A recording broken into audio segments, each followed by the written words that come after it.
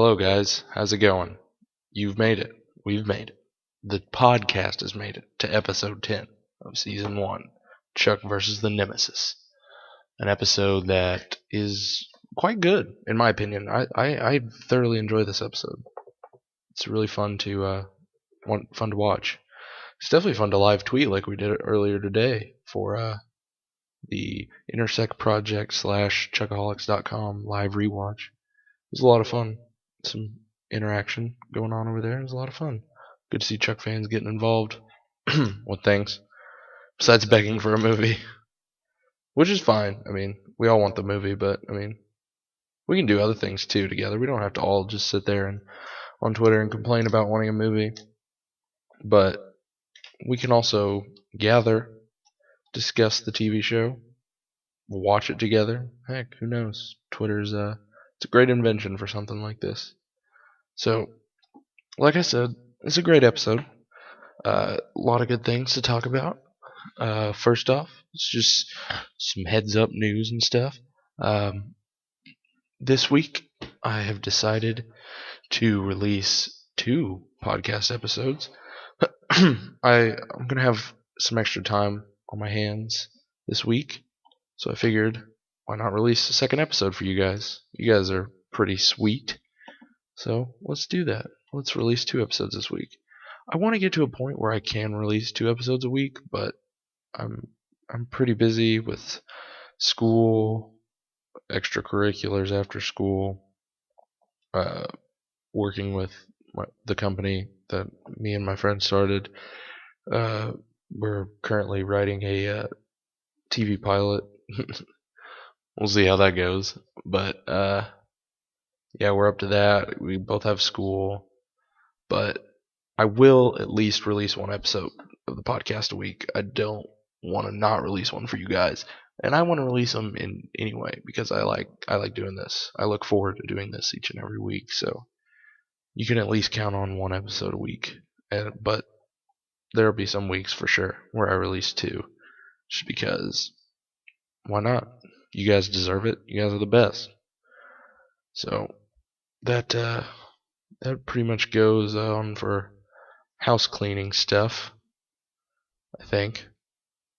Yeah. I think that's all. I think that's all she wrote for the house cleaning. So let's just dive right into this episode. All right. So I think the way I'm gonna start each episode of the podcast from now on is with the hit of the episode and the song of the episode. Get those out there right front. And then we'll delve into the big old topics of the episode. So, here we go. This week, hit of the episode. Now, for the beginning of the episode, first 30 minutes, there's not a lot to, you're sitting there thinking, man, how's Paul going to pick this hit of the episode? There's no hitting going on. No bad guys are getting pummeled. And that's when the action starts, especially in this episode. Now, I was very torn on this. There's a lot of good hits in this episode between Casey, Sarah, and Bryce. Got to give credit to Bryce because they all kicked some major ass today in that episode. So I kind of struggled picking. I'm not gonna lie, I struggled picking hit of the episode. So I think what it came down to was I more impressed with the hits that Sarah and Bryce were making when they were taking down the bad guys in the Buy More, or when they were captured outside the Buy More, or was I more impressed with how Casey freed himself after the pineapple incident? And it came down to this. While I was very impressed with the unison Bryce and Sarah showed, kicking bad guys with each other, it ultimately came down to Casey. John Casey, his double hit, when they yelled pineapple and pandemonium erupted throughout the store, he just turned around, took one fist, bam, 2 bad guys. Just like, didn't even punch one, then cock back and punch again. One swift punch takes them both out. and it impressed me. I had to go with that one. That's the hit I had to go with. So this week's hit of the episode winner is John Casey. Congratulations, John Casey, or well, congratulations, Adam Baldwin, for playing John Casey and kicking some major ass like that. Now we have an updated scoreboard. We have John Casey, 4-time winner of hits of the episode. Sarah Walker, 2-time winner of hits of the episode, and Chuck, 1-time winner of hit of the episode. So the gap is widening. Who knows who's going to win now? And I say who's going to win now because, like I said, at the end of the season, I'm going to award the not hit of the season, but the most hits, the winner of each season, basically, who has the most each season. And then at the end of the podcast, which will be the end of the series, when we get there, and however many weeks it is, it's 91 episodes, but doing 2 episodes a week, who knows what the episode number or what week number will be, but I'll have a hit of the, not a hit of the series. Actually, I might try and do a hit of the season. We'll see. Just keep listening. You'll see. But and then at the end of the series, I'll announce the winner of the series. But like I said, this is all based on my opinion of the greatest hits of each episode. And this episode, like I said, it really comes down to a matter of opinion on what do you think is more impressive. Sarah and Bryce's tandem unison fighting duo, or John Casey knocking 2 people out with 1 punch. That would really impress me. This one's a toss-up, like I said. But I picked John Casey. So, there we go. Like I said, Adam Baldwin, congratulations. Kick some major butt as John Casey, and you've won Chuck versus the Nemesis, hit of the episode. So now, we move on to Song of the Episode. And there's only 3 original songs in this episode, so not really much to choose from. And a couple of them weren't playing for very long, so I went with the one that struck a chord the most with me, and that was No One's Gonna Love You by Band of Horses. And that it struck a chord the way it was playing when Chuck was trying to win Sarah back and Bryce was trying to get Sarah to go with him undercover. It's major. So, congratulations, Band of Horses. You've won Song of the Episode with No One's Gonna Love You in Chuck vs. the Nemesis. And like I said, I will try and provide a link in the description of this podcast on iTunes. I did not do that last week, and I apologize for that. I caught it a couple days after, and I just didn't have time to go back and put it in. But this time I will put a link in. I apologize. So, there you go. Song of the Episode. So, now that we've gotten the 2 segments, hit of the episode and song of the episode, done, let's move on to the big topics of this episode. And they're pretty big. A lot to celebrate. So here we go. So right now it is Thanksgiving time at the Buy More. Big things going on all around. You got Ellie's Thanksgiving. Big deal. Big deal for a lot of reasons. Chuck needs to know if Sarah's going to go because he wants to know if she actually has feelings for him. Because if you remember from last episode, which I'm sure you did, it ended with her kissing him. And that confused him. Because he doesn't know if there's a thing now or not. But it did re-spark those feelings that he lost for Sarah. Which is the important thing here. Is that he regained his infatuation and affection for Sarah, which is a big deal because they're the greatest.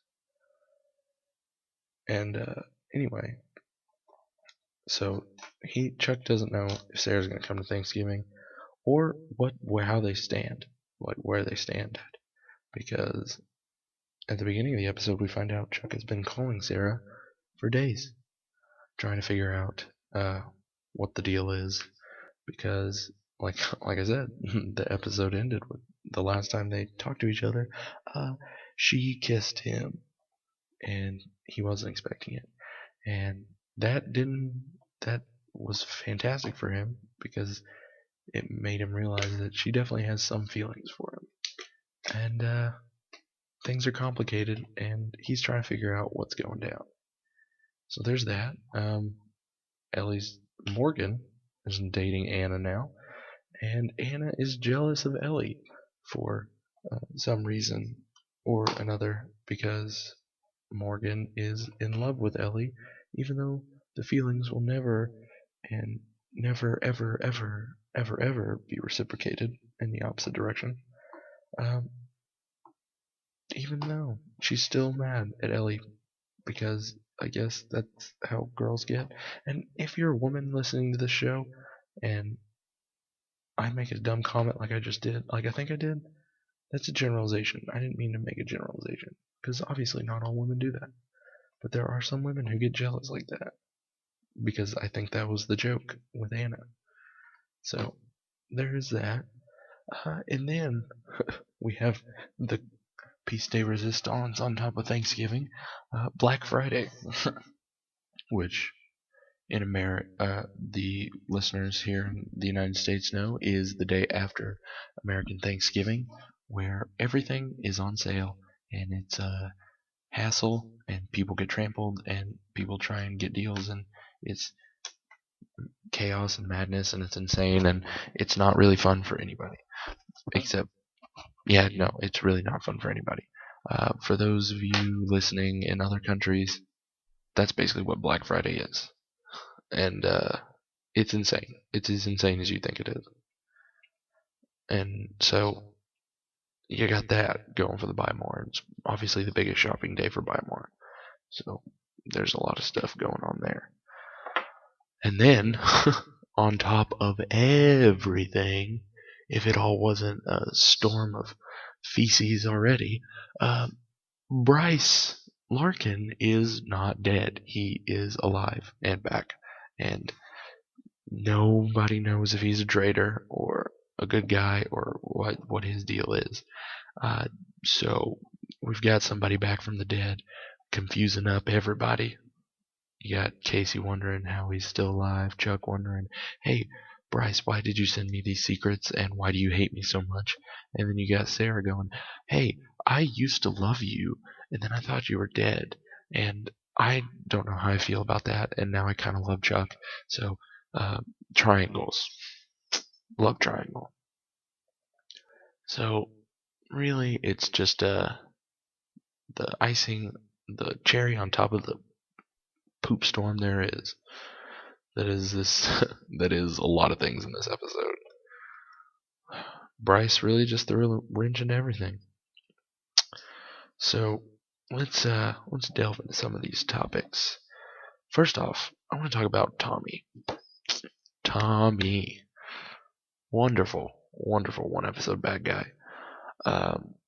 He's intimidating, scary, kill you just because he wants to, and he's a part of Fulcrum, which I will delve into in a minute, but I want to talk about one thing that I think puts Tommy over the top and makes him a fantastic villain, single episode villain.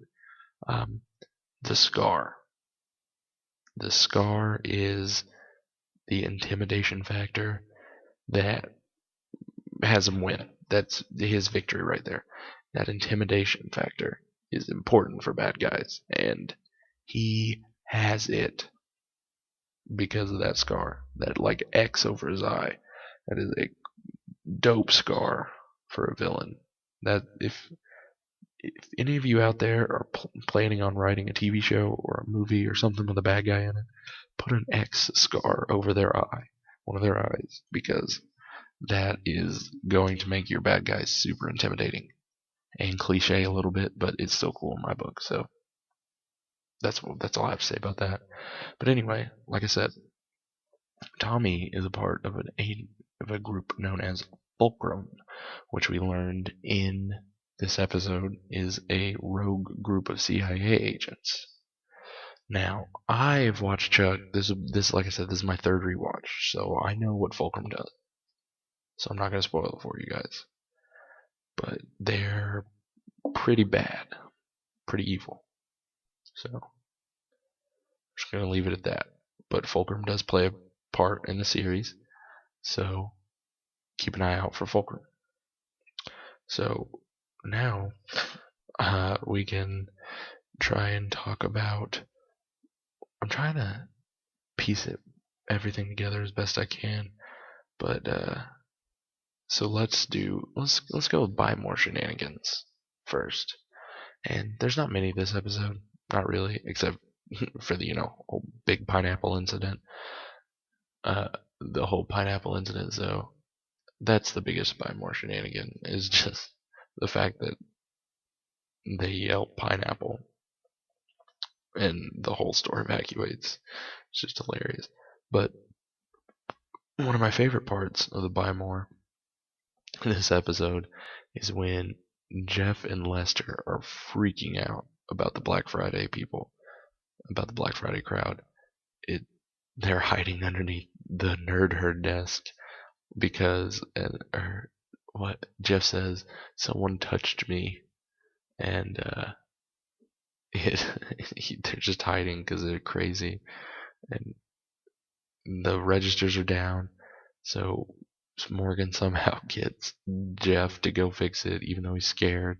Lester's like, it screams at him as he's leaving, like, it's a trap, don't do it. It's just that scene where they're hiding underneath the desk is one of the funniest things ever. But the Buy More actually has one of the funniest lines in it. When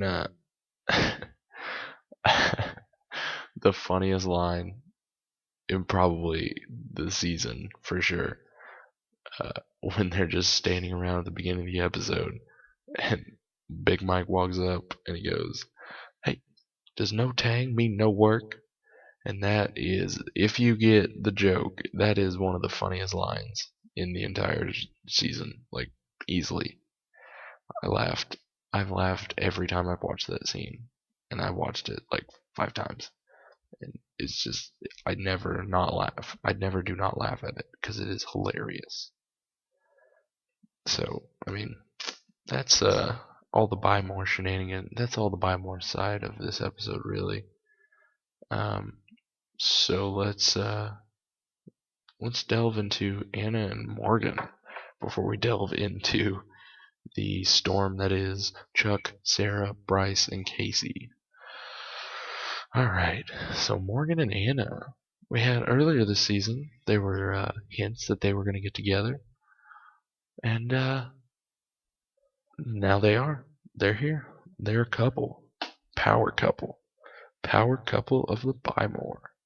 If you consider Chuck and Sarah the actual power couple of the Buy More, even though their relationship is kind of fake. Note I said kind of. You'll see why. But, spoiler, I guess. It's not really a spoiler, but it is, but it's not, but it is, but it's not, but it is, but it's not it's not the spoiler, but it is a spoiler. Anyway, back to topic at hand, Anna and Morgan. So they're a couple. Like I said earlier, Anna gets really jealous at Morgan's puppy love for Ellie, and she decides to test Morgan at Thanksgiving dinner. Why? I don't know. Why did? And Morgan says something I agree with. He goes, "Why does there have to be a test?" I don't see why there has to be tests for stuff like that. I think there's easier ways to tell if someone is actually into you besides testing them. But hey, that's not my prerogative. That's someone else's prerogative. But Morgan failed that first test, but he passed the true test, which is saving Anna in the midst of danger, even though the danger was actually unknown to them, but there was danger. So he won. Morgan has won over Anna. They're officially the official power couple of the Buy More. The unofficial and number one power couple of the Buy More, though, is Chuck and Sarah. But the official power couple of the Buy More is definitely Morgan and Anna. So here we are at the 20-minute mark, And it's time. Let's delve into the Hurricane Day Team Bartowski Bryce Larkin. That's terrible Spanish, I know, but that's what I'm calling it. El Hurricane Day Team Bartowski and Bryce Larkin. And this covers a lot. I mean, it's basically the whole basis of the episode. You've got Chuck and Sarah's romantic feelings being ignited with the kiss when they thought they were going to die, and Sarah lunged at Chuck and kissed him because she likes him. And that threw a wrench in that because things were really awkward already, and now her former partner and lover is back from the dead, so that throws a kink in that. Casey thought he had killed Bryce, and that means he's got one less person on his kill record. And I feel like John Casey would be really upset about that, because I feel like John Casey takes a lot of pride in his kill record. Actually, like I said last week, in last week's episode, I'm going to start implementing opinions of episodes. And instead of picking a topic on Chuck, Sarah, and Bryce, why don't I want your opinion. Do you think John Casey is very upset that he has to take one person off his kill record? I think he is. I think he's upset deep down. He wanted that. He takes pride in his kill record, and he had to take a number off. And I bet that he doesn't sit well with that. That doesn't sit well with him. So, like I said, tweet me your opinions at ChuckRewatch33, capital C and Chuck, or on the Intersect Project podcast page on Chuckaholics.com. I'll read those things, guys. I appreciate your opinions because I feel like I'm a douche if I just sit there and make people listen to my opinions. So I want to hear your opinions on that, or anything, really.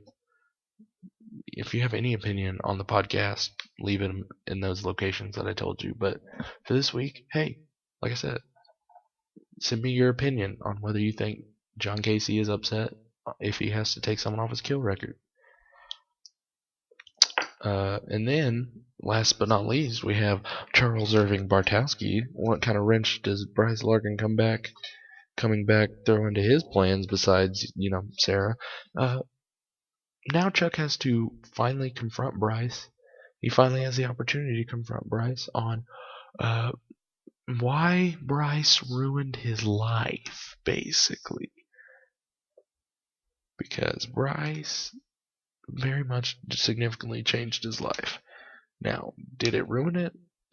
Yeah, I'll let you guys decide in a year from now, or at the end of the show. I'll let you decide that. But at that moment, he thinks Bryce has ruined his life. So that's what he wants to know, and he rightly deserves that. So let's delve into Chuck and Bryce's problems first. Now, Chuck, like I said, finally has an opportunity to discuss, confront Chuck finally has an opportunity to confront Bryce Larkin about all he's done and like why he did what he did, why he got him kicked out of Stanford, why he sent him the Intersect, etc., etc., etc. And what is the first thing Bryce Larkin does when he finally gets to see Chuck again? He asks him to speak Klingon, which is a weird request because it just seems like this episode, at any chance, Bryce just wants to speak Klingon. I don't think he uses it. I mean, obviously it has good use in this episode, but I think he just wants to speak Klingon. That's my opinion on it. But anyway, like I said, he finally has an opportunity to confront him, and Bryce holds him hostage to escape from the CIA base, promising that he will help Chuck. He will explain the situation to Chuck later. And we find out later, and he does explain later, although he does, again, confront him when Bryce is outside of his apartment that he shares with Ellie, and Bryce asks all these questions like, why are you still living with Ellie? Why aren't you doing anything with your life? And then as soon as Chuck tries to tell him why, it being, he got him kicked out of Stanford so he couldn't do anything, that Bryce just changes the subject right away. Like, Chuck is like, hey, why did you do this to me? You did this to me. And he's like, oh. He goes from, he doesn't even skip a beat, changes the subject. He's like, hey, I need to talk to Sarah. Like, it's a douche move. Now, before I delve into this, I have an unpopular opinion that I like Bryce as a character in this show. I think Bryce is a good character, and I don't have any hate towards him because the dude had to go undercover, deep undercover, to help save the country, and he seemed like a traitor, and he died. He thought he was dead. He died, and he was just trying to protect the country, and now he was woken up from this coma to find out that the entire CIA, including his ex-partner and former lover, who I am convinced he was in love with, that he's a traitor and that he was dead. So she had moved on. So he wakes up and he's in that situation. Why would you not try and win her back? A lot of people hate Bryce because he tried to win Sarah back. Why would he not try to win her back? Like, that's his life. This is his livelihood. It just seems like common sense that he would do that. But anyway, when Chuck tries to approach him at first, he's a douche about it and just kind of blows it off and doesn't say anything. And we don't learn until the very end of the episode that he didn't mean it. He was confused. He's like, the Chuck I knew had all this ambition, and he's just still living at home with his sister and had to buy more. And it finally took Morgan confronting him to his face, saying, "Hey, you're a douche for getting my friend kicked out of Stanford," to realize that, oh yeah, I'm at fault here. I did this. His ambitions and goals were destroyed the day I got him kicked out of Stanford. So there is that. And then,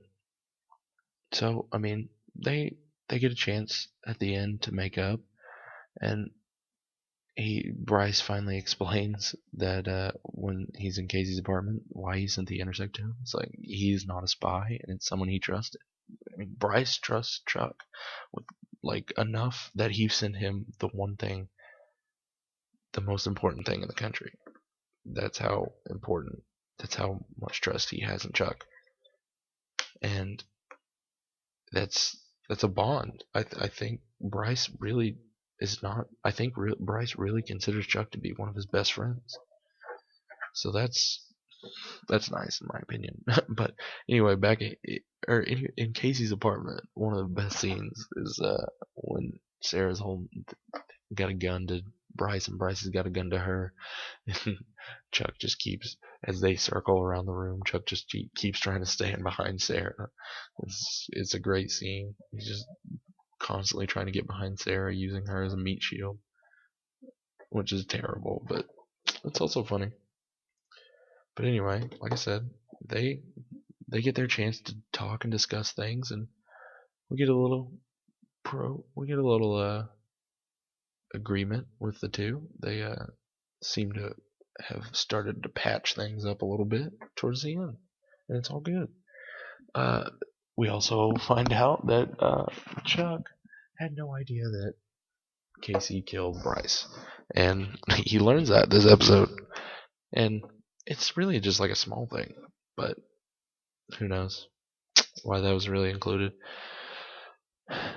Now on to the love triangle, as I like to call it, because that's what it is. This episode, it's a love triangle, and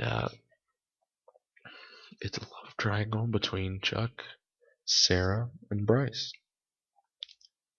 And it gets to the point where Sarah is faced with her own Sophie's choice.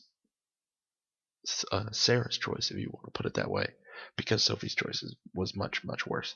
But Sarah's choice is literally, hey, do I run off with this guy who I used to be partners with, that I used to love, but I thought was dead and I thought was a traitor? I moved on. I don't know if I necessarily have those feelings anymore, or do I go with this new guy, the asset I'm supposed to be watching that I've kind of fallen for, but I don't know if it's like something that could last. He's an asset and he's not a spy. The minute he gets that out, I can't do anything with him. I'm gonna go away and he's gonna stay in Burbank, and we may never see each other again. So do I stay here and see what happens with him, or do I go off with Bryce? And this episode doesn't resolve that, so you have to wait and see you next episode, see what happens. And so like I said, that's eventually what it's all led up to. You have, like I said at the beginning, Sarah had just kissed Chuck on her own. He didn't flirt with her to the point where they kissed. She just went for it when they were about to die, or when they thought they were about to die. She just went for it. And obviously that made things a little awkward. Enough so to where she had not been answering any of Chuck's calls. And Chuck is now trying to get back together with her because he thinks there's something there. And he's not wrong. There's something there, obviously. And so he's ready to take this relationship to the next level, from fake relationship to real relationship. And she is freaking out because not only was that awkward, because she's not supposed to compromise herself with the asset, but Bryce is back and he's alive, her former partner and former lover. So that obviously is a huge kink. So that awkward situation between them two automatically becomes 1,000 times more awkward. And you can see it throughout the episode. Chuck is trying to see if Sarah and him are okay and if they're back together as a cover, but he wants to be back together with her for real. And she's just not answering him because she is literally probably the most confused person in the world right now. And no, I don't think anybody should blame her, because just put yourself in that situation. Don't consider it as a TV show. Put yourself in that person's shoes. What would you do? That would be like the hardest choice ever. That's like, it's utter confusion. So, like I said, that leads to that choice. It leads to the choice. Hey, do I go with Bryce or do I stay with Chuck? And it's a big deal. And we'll see what she picks next week. See who she picks. Well, guys, that does it. We've covered this episode pretty well, I think. We have thoroughly digested this episode, in my opinion. So, thanks for listening, guys. Just keep sharing this podcast around so we can get that subscriber count up. And review the podcast on iTunes as usual. Follow me on Twitter at ChuckRewatch33.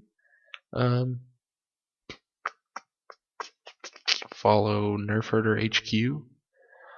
Like I said, we're working on some projects. We're working on Nerd News Weekly, a weekly YouTube show about all news, nerd/geeks stuff, tech, video games, movies, all that kind of stuff. Like I said, we're also writing a TV pilot. Now, we'll see if that goes anywhere. It probably won't, but you never know. So we're gonna go ahead and write that. But stay subscribed to this podcast. Like I said, share it with everybody you know. The more people that are subscribed to this podcast, it means the more people that watch Chuck. And that's the ultimate goal, is to show everybody in the world Chuck. Because, like I always end every episode, and this will be the end of the episode. So, like I said, thank you very much for listening. Everybody loves Chuck. Some people just don't know it yet. Signing off from NerfHerder HQ headquarters. I'm Paul Nagley, and this is your episode. This is Chuck vs. the Nemesis. Goodbye, guys.